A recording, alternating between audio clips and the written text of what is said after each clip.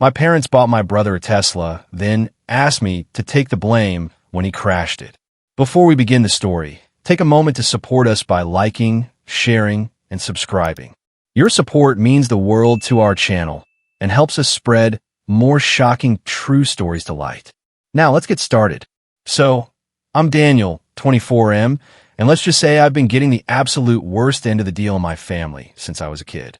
My younger brother, Jake, 21M, is the golden child, the one who can do no wrong, no matter how badly he screws up. If favoritism was an Olympic sport, my parents would take home the gold without a doubt. The level of bias in our house is so blatant, it could make a sitcom writer cringe. I'm not exaggerating. This is some straight-up, everybody loves Raymond level nonsense. Let me break it down for you. Ever since I turned 18, my parents have been charging me $400 a month to live at home. Yep, you read that right. $400 for the same childhood bedroom that hasn't been updated since I was 12. Meanwhile, Jake, he lives rent-free, eats the groceries I help pay for, uses the utilities I help cover, and struts around like he owns the place. When I finally grew a spine and called out this blatant BS, my parents hit me with the classic, our house, our rules. You know, that go-to-line parents use when they don't have a real explanation. And the double standards? Oh, they don't stop there. In high school, I was required to maintain a 3.8 GPA while working weekends at a local hardware store. No parties, no late nights. I had to focus on my future. Jake, this dude barely scraped by with a 2.4 GPA, never worked a single day in high school, and partied every weekend like he was training for an Olympic beer pong event.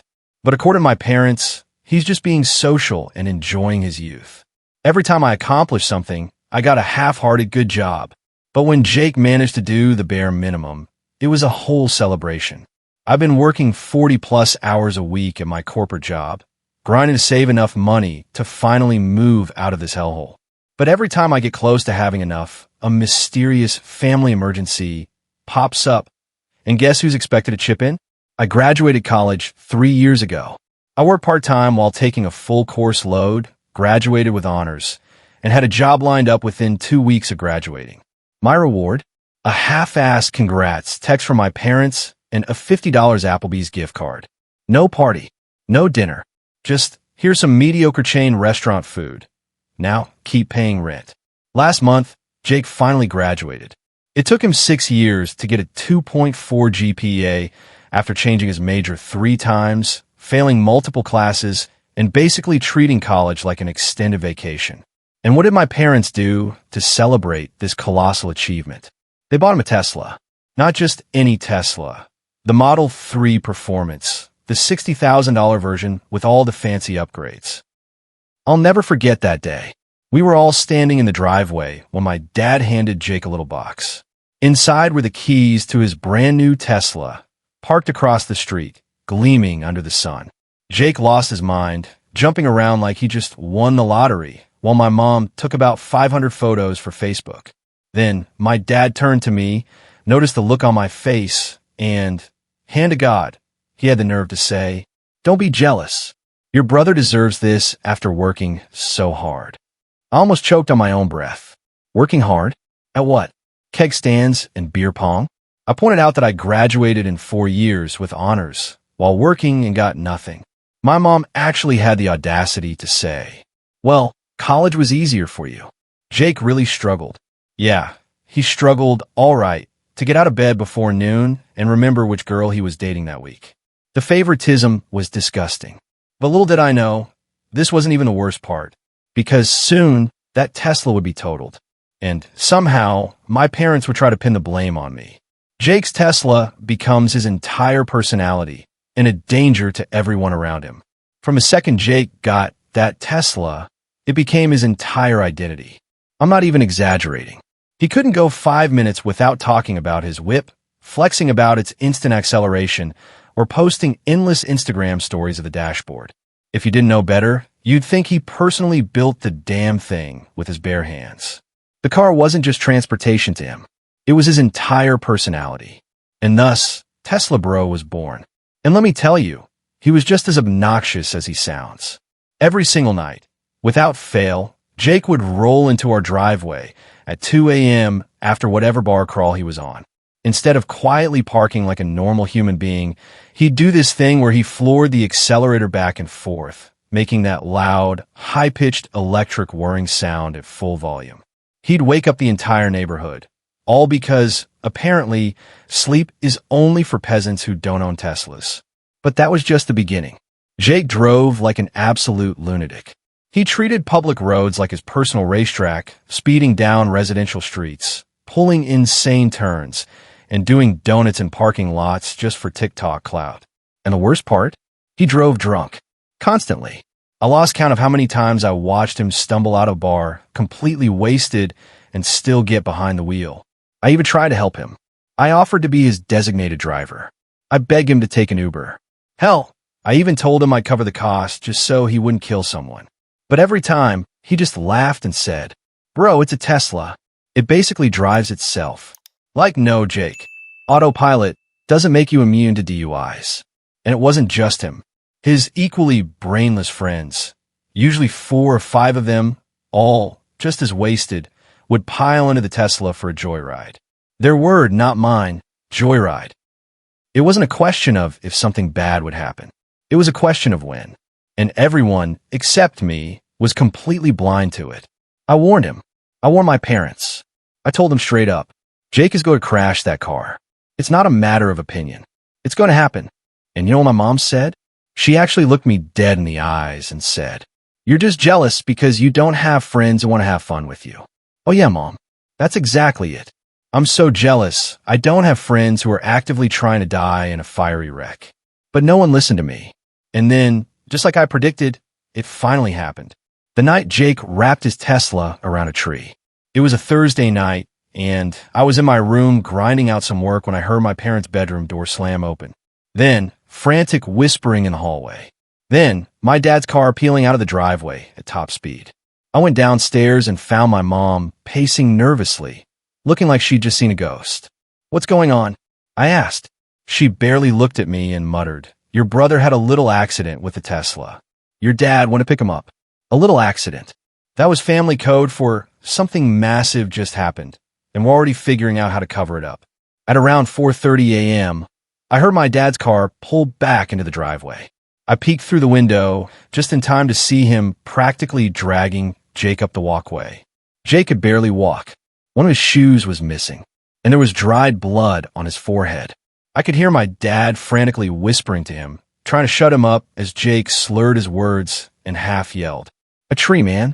It came out of nowhere." Oh yeah, Jake.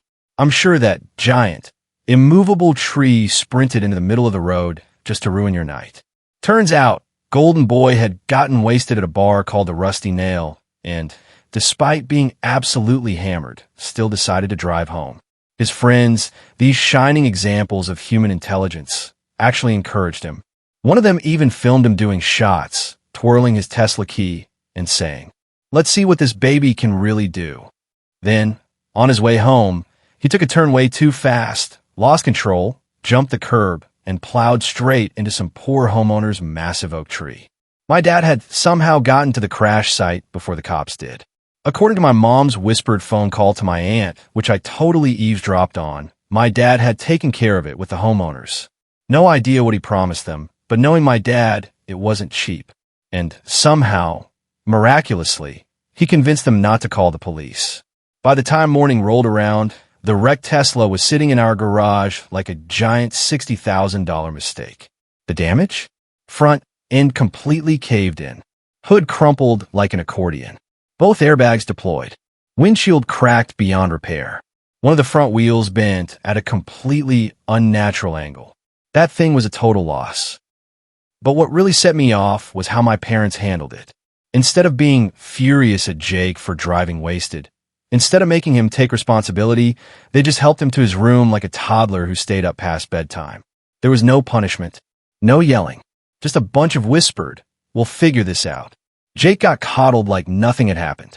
Meanwhile, I was the only one standing there thinking, why the hell is no one acknowledging that this idiot just committed a literal felony? But trust me, it gets worse, because 2 days later, my parents called a family meeting. And what they asked me to do was more insane than anything I could have imagined. The family meeting, that changed everything. If there's one universal truth about family meetings, it's this. They're never called for good news. No one has ever gathered their family together just to say, "Hey, surprise, we're going to Disney World." No, family meetings are for bad news. And in my family, it meant my parents were about to ask me for something completely unreasonable. I walked into the living room, already bracing myself for whatever bullshit request was coming my way. My parents were sitting on the couch, both with serious expressions, the kind of fake seriousness they put on when they want to sound logical and fair. Jake was slouched in the armchair. Scrolling on his phone like this was just another minor inconvenience. The bruise on his face had turned an ugly shade of yellow and purple, which, honestly, improved his appearance. My dad cleared his throat, the way he always does when he's about to say something completely ridiculous but wants to make it sound reasonable. Straightens his back, clasps his hands together, does a little throat clear. It's like watching a bad actor prepare for a scene. Then he hit me with it. "Son," he started, "we've looked into the damage to Jake's car. Oh, here we go. The insurance won't cover it because..." He trailed off, looking uncomfortable. Because why, Dad? Because he was driving drunk? I filled in the blank for him. Because he was drunk, right? My mom immediately shot me a glare that could curdle milk. Don't be dramatic. He'd only had a few drinks. A few drinks? Right. Because stumbling home at 3 a.m., missing a shoe, and slurring about trees magically appearing out of nowhere is just mildly buzzed. But my dad ignored me and kept going. "The point is," he continued, "repairs are going to cost around $18,000, and we think it's only fair that we all chip in as a family." I actually laughed out loud. Like, I genuinely thought this was a joke. But then I saw their faces. They were dead serious. They had the audacity, the unbelievable gall, to ask me, the one person who had absolutely nothing to do with this, to help pay for repairs on a car I don't own, a car I never drove, a car that was totaled because my idiot brother decided to drive drunk. I couldn't believe what I was hearing. You want me to help pay for repairs on a car that I don't own, don't drive, and that was destroyed because Jake was wasted? I repeated it slowly, just to make sure I wasn't having a stroke and hallucinating this conversation. And my mom just nodded and said, like it was the most obvious thing in the world, "We're a family." Oh, there it is. The Guilt Trip Express, departing right on schedule. Then my dad took it even further. "And you're the only one with significant savings right now." So that's what this was about. They knew I had been saving to move out. And in their eyes, that wasn't my money. It was just a family emergency fund for Jake's screw-ups. "How much are you expecting me to chip in?" I asked, making air quotes, because we all knew what that actually meant. My dad looked slightly uncomfortable, like he knew what he was about to say was completely insane, but he was still going to try anyway. "Well, your mother and I can put in about $3,000 from our emergency fund. Jake has about $500 saved up." I snorted at that. Of course, Jake only had $500 to his name. Despite never paying rent or bills, despite getting a free car, despite being handed everything in life, the dude had managed to save basically nothing. And I guarantee you, that $500 was probably earmarked for weed and overpriced sneakers. So I finished the math for them. "And you want me to pay the other $14,500? Not a question, just a statement. My dad nodded, like he was relieved I understood. "We'll figure out a payment plan, maybe $1,000 a month until it's paid off. We know you've been saving up." Oh, I see. So my entire future, my hard-earned savings, my escape from this toxic household. They wanted to steal all of that to bail out Jake. Again. And then, as if he wasn't already being insufferable enough, Jake finally looked up from his phone and said, "It's not like you need a fancy apartment anyway. You're always working." I can't even describe the level of rage that went through me in that moment. This kid, this spoiled, drunk-driving, TikTok-making parasite crashes his Tesla because he's a reckless idiot, and now he's giving me financial advice? That's when I snapped. I laughed again, but it wasn't a happy laugh. It was the kind of laugh you let out when something is so absurd that you literally can't process it as reality. I looked them all in the eye and said, "I'm not giving you a single cent." Silence. Total shock on their faces. Like it had never even occurred to them that I might say no. Jake crashed the car because he was driving drunk. You should be grateful he's not in jail right now. This is his problem, not mine. My parents looked at me like I had just suggested we sacrifice the family dog. And then my mom pulled out her ultimate weapon, the manipulative guilt trip voice she had perfected over the years. After everything we've done for you, I cut her off. What have you done for me? I demanded. Made me pay rent while Jake lives here for free? Given him a brand new Tesla while I drive a car that's older than his driver's license? Constantly dismissed my achievements while celebrating his mediocrity? Please, Mom, explain to me what you've done for me that justifies me paying for his drunk driving accident. My dad's face turned red. That special shade of rage red he only gets when someone dares to challenge him. You will contribute to fixing your brother's car. End of discussion. I stood up. No, I won't. End of my discussion. Their jaws dropped. For the first time in my life, I didn't fold. And let me tell you, they were not ready for it. But I knew one thing. This was far from over. Because in this family, a simple no is never the end. It's just an invitation for them to find a more devious way to get what they want. The ticking time bomb, my family's next insane move. After my no, at the family meeting, the house turned into an ice-cold war zone. No one spoke to me unless absolutely necessary. Every time I walked into a room, my mom would let out these exaggerated sighs, like she was physically burdened by my existence. She also started talking about me in the third person while I was literally right there. Some people just don't understand family loyalty, she'd mutter while stirring her coffee, despite the fact that I was sitting 3 feet away from her at the kitchen table. Real subtle, Mom. Meanwhile, my dad spent most of his time huddled in the kitchen, whispering with my mom, going quiet the second I walked in. That's when I knew they were planning something. And whatever it wasn't good. I could feel in my bones something bad was coming. And I was right, because on Saturday morning, all hell broke loose. A mysterious vandalism incident that I apparently committed. I woke up at 7 a.m. to the sound of metal being absolutely destroyed. It sounded like someone was going to town on a trash can with a sledgehammer. Still half asleep, I stumbled out of bed and peeked outside. Nothing unusual. The noise had stopped. I figured it was just the garbage collectors being extra aggressive and went back to bed. But about an hour later, I woke up again, this time to screaming. I threw on some sweats and went downstairs. The garage door was wide open. Jake was standing there, fuming, my parents right behind him, all of them staring at the Tesla. Or rather, what was left of the Tesla. And let me tell you, this was a whole new level of destruction. The car had been wrecked from the crash before, sure, but this looked like the Hulk himself had a personal vendetta against it. Windshield? Completely shattered. All the windows? Smashed in. The hood and doors? Dented beyond recognition. Side mirrors? Dangling by wires. One of the headlights? Straight up missing. It looked like someone had beaten the absolute hell out of it. I barely had time to process the sight before Jake spun around, his face red with fake rage. And then he pointed straight at me. Like you don't know, he spat. I blinked. What the hell are you talking about? And then my dad held up a baseball bat. A very familiar baseball bat. My old high school bat. The one I had kept stored in my closet for years as a memento. My dad's voice was cold as he asked, "Then why was this in the bushes outside?" I actually laughed, because there was no way they were trying to pull this right now. "Are you serious?" I asked, crossing my arms.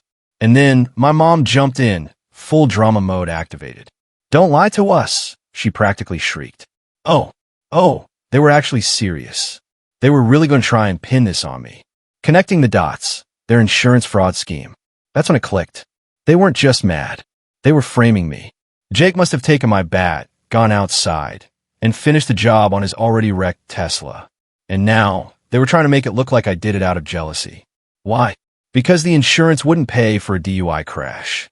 But vandalism? That might be covered. And bonus points? They could use it as leverage to force me to pay up.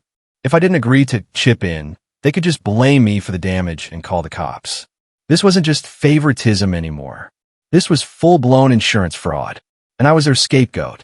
The final showdown, calling their bluff. "You're seriously going to frame me for this?"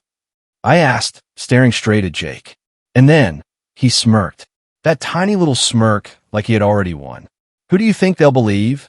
He said, voice dripping with arrogance. The straight, the student with a bright future?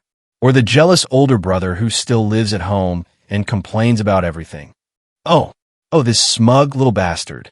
My parents stood behind him, arms crossed. A united front against me. They had already decided their version of the truth.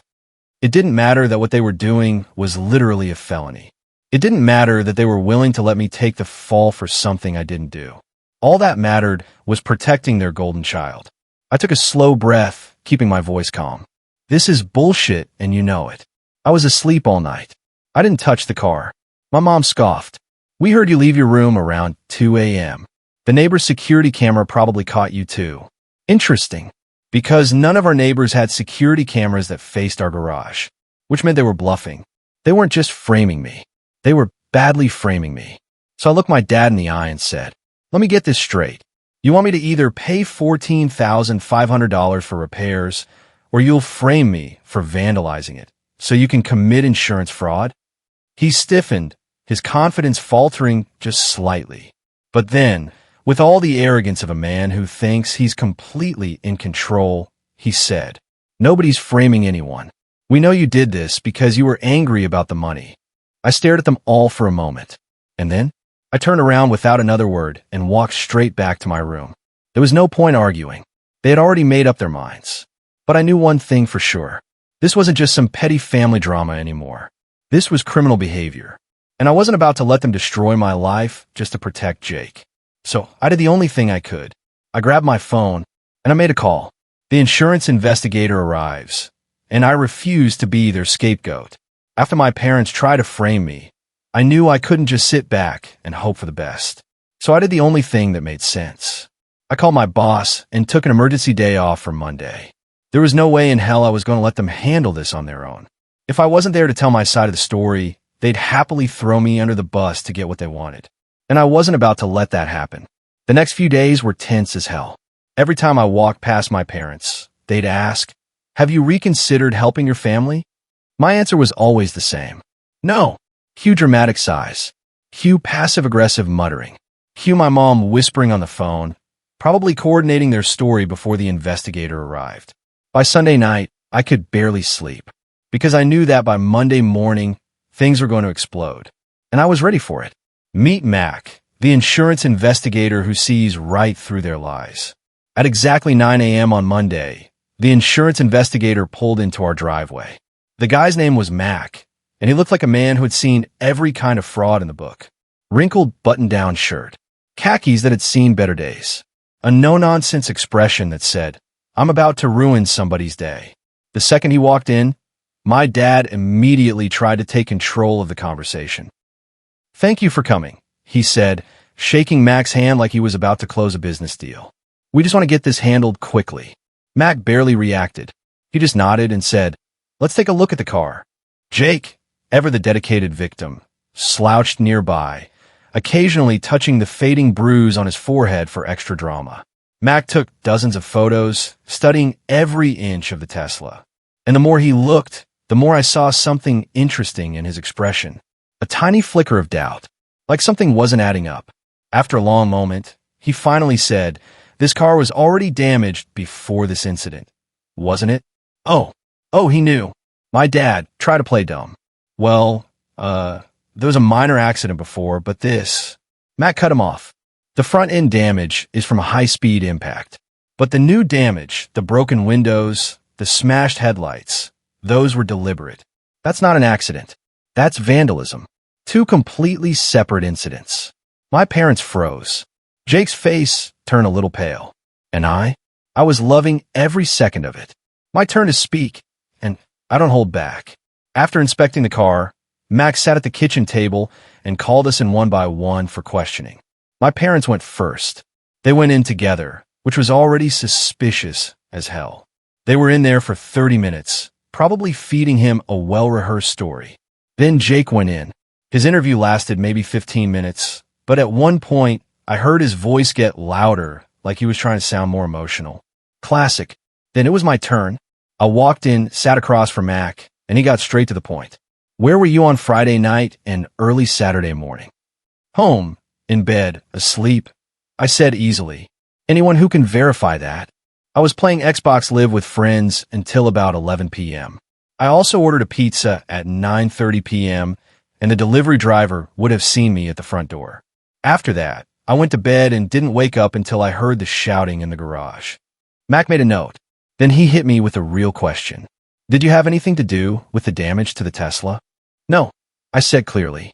Then I leaned forward and gave him what he really needed to hear. And here's what my parents didn't tell you. This car was already destroyed before this so-called vandalism happened. Jake was drunk and crashed it into a tree a week ago. The airbags had already deployed. The front end was smashed before any of this. Mac raised an eyebrow, the most emotion he had shown so far. I kept going. Check the airbag records. They don't deploy for someone breaking a window. They deploy for a crash. Look at the timeline. This vandalism conveniently happened right after I refused to pay for the repairs. You're dealing with insurance fraud, and they're trying to frame me for it. Mac stopped taking notes. He just stared at me for a second, and then he said something that made my heart leap with hope. Do any of your neighbors have security cameras? Oh shit. My parents were screwed. The nail in their coffin, security camera footage. Mac left shortly after, saying he'd be in touch. And for the next 2 days, my parents were restless wrecks. Then, on Wednesday afternoon, I got a text from an unknown number. This is Mac from State Farm Insurance. Can you meet me at Main Street Starbucks at 4 p.m. today? I have some follow-up questions. I responded immediately. I'll be there. I didn't tell my family where I was going. I just left work and went straight to Starbucks. Mac was already there, sitting at a corner table with his laptop and a stack of papers. He motioned for me to sit down. Then he hit me with it. We found security footage. My stomach flipped. Turns out, the neighbors 2 doors down had installed a new security system last month. And their wide-angle camera? It captured our driveway and part of the garage. And guess what it showed? At 2:13 a.m. on Saturday morning, Jake, clear as day, walking outside, grabbing my baseball bat from my car, and then methodically smashing up his own Tesla, breaking the windshield, smashing the windows, denting the hood, ripping off the side mirror, and then tossing the bat into the bushes. Max slid his tablet across the table and let me watch the footage myself. And it was so blatantly obvious that I actually laughed. I've been doing this job for 15 years, Max said, shaking his head. And this is one of the dumbest frame jobs I've ever seen. And then he said the magic words. The insurance claim is denied. And this case has been forwarded to our fraud department and the local police. My heart nearly jumped out of my chest. Jake was going down. And my parents? They were about to face the consequences of protecting him. But first, the police wanted to talk to me. And this story was far from over. The police get involved, and my family starts panicking. After my meeting with Mac, I walked out of Starbucks feeling something I hadn't felt in years. Power. For the first time in my life, I wasn't the scapegoat. I wasn't the responsible one who got walked all over.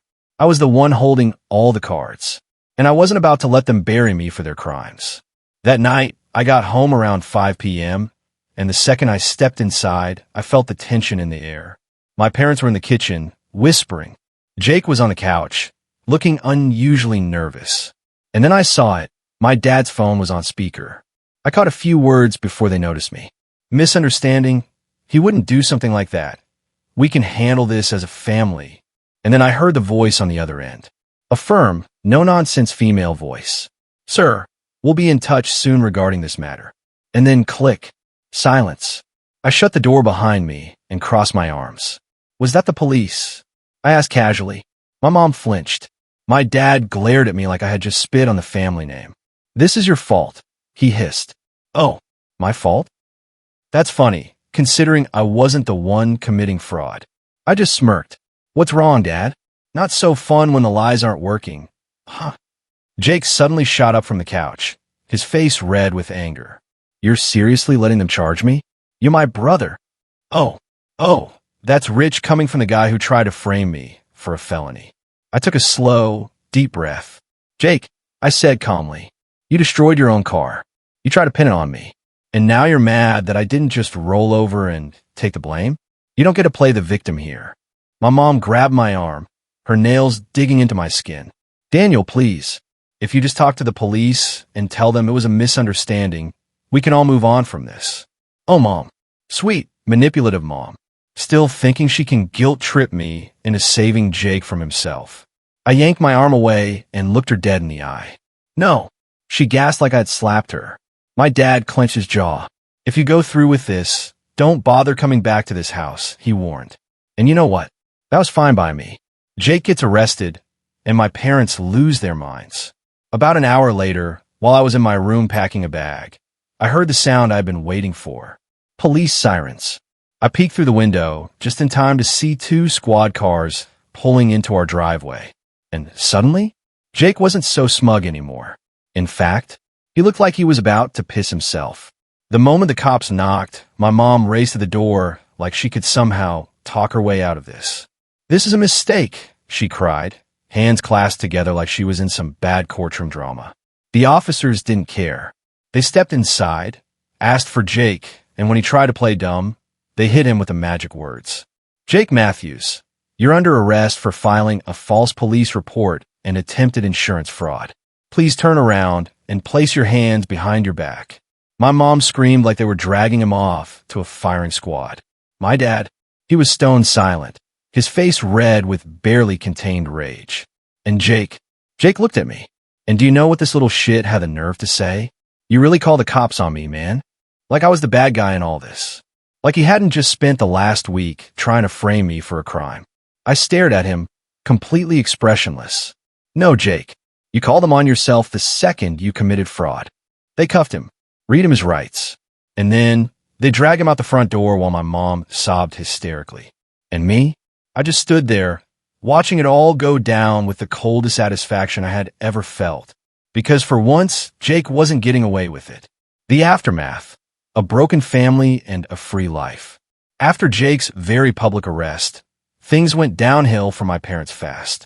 Jake was officially charged with filing a false police report, insurance fraud, and obstruction of justice. He took a plea deal.